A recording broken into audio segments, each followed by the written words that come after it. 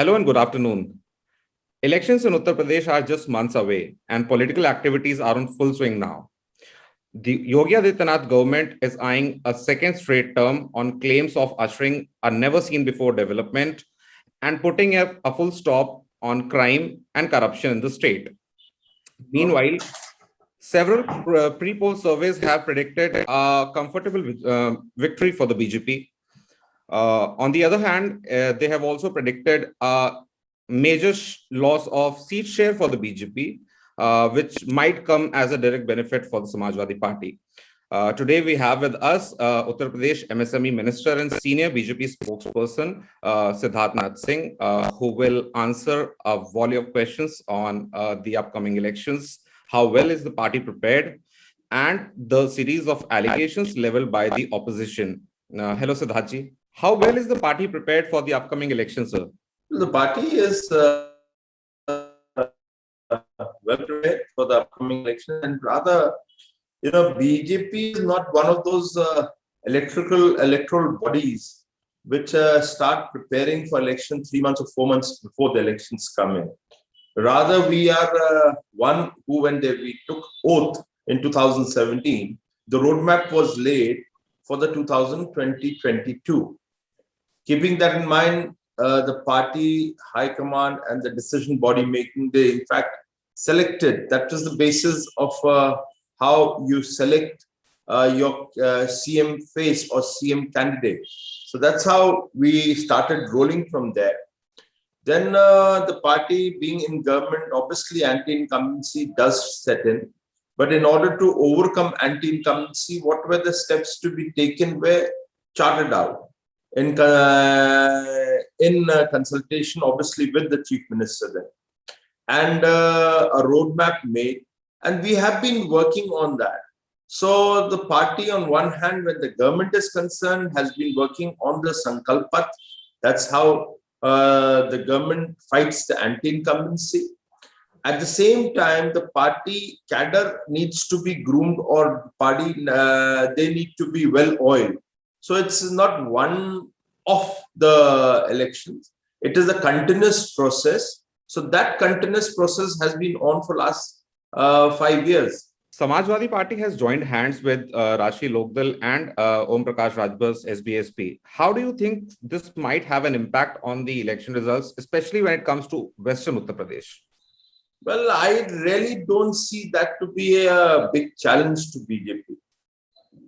Because we have seen in the past that the Samajwadi Party joined hands with Congress in 2017. In 2019, they came up with one of the biggest Mahagathbandhan that you can even think in Uttar Pradesh. And certainly it was a big challenge. And the arithmetics were certainly against BJP in 2019. Despite that, we came winning handsomely. So I don't see that to be a big challenge. And these smaller parties which are being spoken, we also have these Gathbandhans, and people don't talk about it, like Apna Dal and Nishad Party and so on. So we do have this kind of Gathbandhan. And if you do take their electoral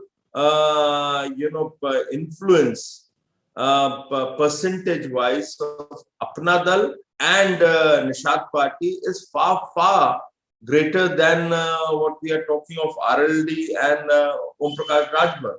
Sidharth, given that the series of projects that have been launched in Purvanchal, it is quite evident that the area has been a focus and it has performed well for the BJP if we talk about electoral prospects.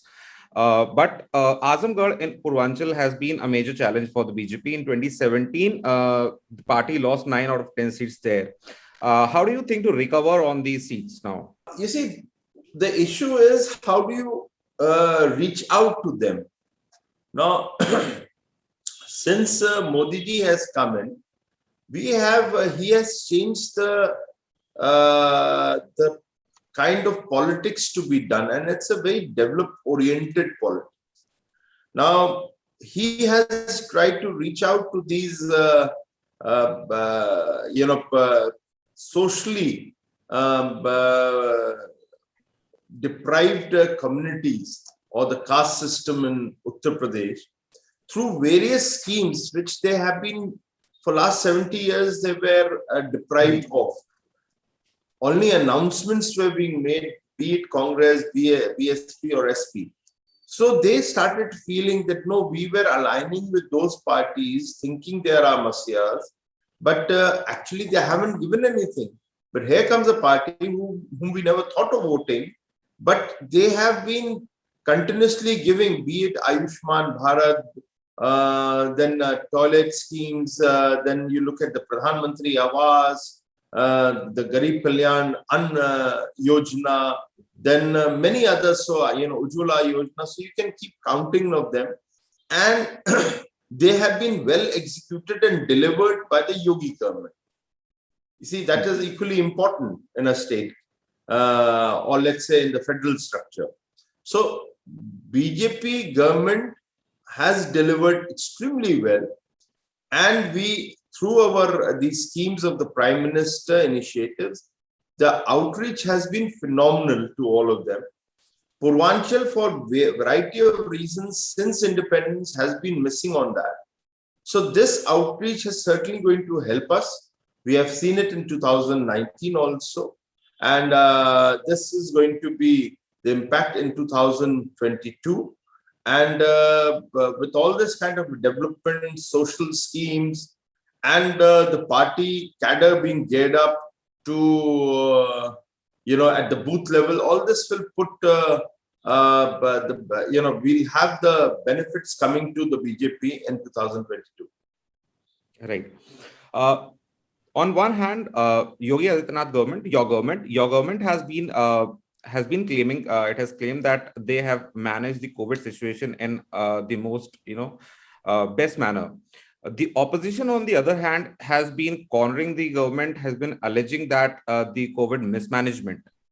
How do you take this criticism? Are we really going to be concerned with those who never came out of their houses? They remained in ICU. They didn't even step out. The cadre didn't even step out during the COVID-1 and COVID-2. Here was my chief minister, and he had COVID. In COVID-1, he had his father expiring. He didn't go to Uttarakhand. He decided to serve people. Then we came with COVID-2. The chief minister secretarial staff was, along with the chief minister, was down with COVID. He refused to sit back. Virtually, he managed everything within less than 3 to 4 days of being positive, being COVID negative. The CM stepped out. He started visiting the districts one after the other. So all those things also have been phenomenally appreciated and seen by the people on the ground. So those who have been sitting in the ICU or at their air-conditioned rooms, they have no business to even criticize us. There has been another allegation from the opposition that the BJP has been shielding Ashish Mishra in the Lakhimpur Kheri incident, unless the Supreme Court order came in. I disagree to that. Yeah, it is a process of law. During the process of law, this was a very tricky case. It wasn't just a sensitive case. It was a tricky in the sense you have to go ahead with the evidence to then make a conviction come around. Now, there were reports from the ground which did not show, or the videos were not even showing, but there were claims and the counterclaims were being made of being there at the site and being off-site also. So a lot of things had to be taken into consideration. And as I said, it was a sensitive situation. The government has handled, and I think the government's biggest challenge there was of maintaining peace, which was brought in within 24 hours, including talking to Tiket and ensuring that he comes there. And then we do not allow that situation to go out of control or to be politicized within the Lakhimpur Kheri area. So I think we did well in controlling within 24 hours. then as per the law, arresting the person also, filing the FIR, arresting those who were accused, and the law now, the law will take its own course now. Siddharth, one more allegation I would like to seek your answer upon is that the opposition says that the climb down on farm laws is rather an electoral move by the BJP, keeping the UP elections in mind. What is your say on this? People can keep, or the opposition and the media, the critique can write many things. But at the same time, knowing the Prime Minister what he is and his personality since the Gujarat days, it needs a huge heart to take your own decision back. It's not an easy task. I see it from the point of strength and compassion that the Prime Minister has shown, and accepting that we tried to convince, it's a good law, we tried to convince people on the other side, some of them did not get convinced, and so we have decided to take the law back, and we will go on the negotiating table to discuss various issues, including MSP. Now, as a state minister, I shouldn't be speaking much on it, but now look at the other side. Now, well, you have taken the major issue out of the table, which you demanded, but still the dharnas are going around. So, where is you always, you do walk, it's never a my way or the highway. Two sides will come irrespective of who they are. The two sides will always show an agreement to settle something by one side taking 2 steps back. The other side also says, okay, I'll take 1 step back. You don't say, no, we will just stick there. It's not a Pakistan or India war that is going on. So the government thinks that it is a good law. For last 70 years, things have not improved the way it should have improved for the farmer. And everybody admits it. But you still want to remain in the status quo. So right. I don't know. It's something for many to ponder who are critics to it. The second wave claimed thousands of lives. How well is the state government prepared if in case there is a third wave or the Omicron fear grows further? No, look, the basis of the state government for preparing or preparedness of the state government is concerned is always based on certain data, and you extrapolate those data and then you say you have made the arrangements based on the COVID-2 and the conditions which we have seen in COVID-1 and COVID-2. Particularly it relates to the lung now and the respiratory tract. I think the government in Uttar Pradesh, or rather I wouldn't say I think, I can assure the government in Uttar Pradesh is quite geared up to meet that challenge, and we will be in a position to fight back the COVID-3. Omicron is knocking on many doors. So whenever it knocks on UP, first we will try to keep it away. But if it knocks, then we are well prepared to handle it. And hopefully it should go away. Siddharth, Jewar Airport is touted as one of the biggest development projects in Uttar Pradesh ever. Please tell us something about the project and how it will create employment opportunities in the area. This Jewar Airport has been in the offing for a very, very long time. Now, many governments have come, many governments have gone, but the Jewar remained still in the paper, on the paper. It was Yogi government who came in and said no. In 2017 itself, we decided we'll go ahead. And in fact, he mandated me only to go for the discussions in Delhi with the civil aviation. That the first meeting happened along when I was there. And from there, the word was positive, and we agreed to do whatever the government of India was requiring so as to get the NOC. From the NOC, then we came into the DP, making the DPR and the tendering process.